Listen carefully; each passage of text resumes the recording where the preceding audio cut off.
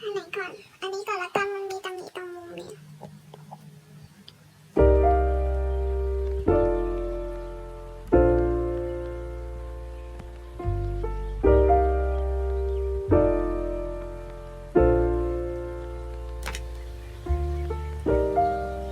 มันจะเห็นการ์ดเลยไหมอ่ะ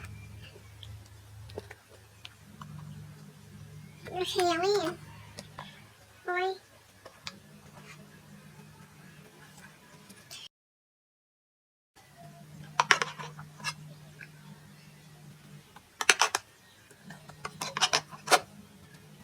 เหมือนจะเห็นการ์ดเอาการ์ดไว้ไหนดีไว้นี่ก่อนอันนี้ทับไว้อยู่นะอันนี้ก็เป็นแบบคู่มือการใช้ก็นี่เป็นแบบเป็นรูปภาพเดี๋ยวค่อยมาดูอีกทีนึงดูการ์ดเลยไหมดูการ์ดเลยแล้วกัน ไม่รู้จะทำอะไรก่อนเลย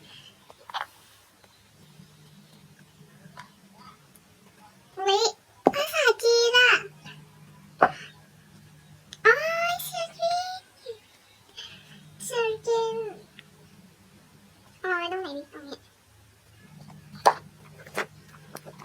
อันนี้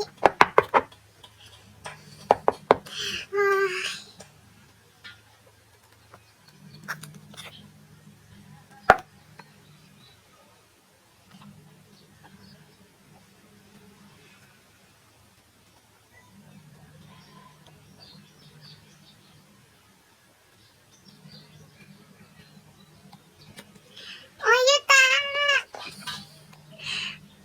โอ้ my god ทุกคนเราได้ยูตา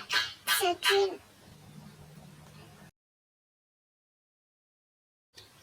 ได้ยูตากับเสือจีนนะคะน้องโน่กับน้องอินจุนไม่มาเลยก็คือทางร้านเขาแถมเป็นแบบอันนี้ของยูตะมาแล้วเราก็ได้การ์ดยูตะพอดี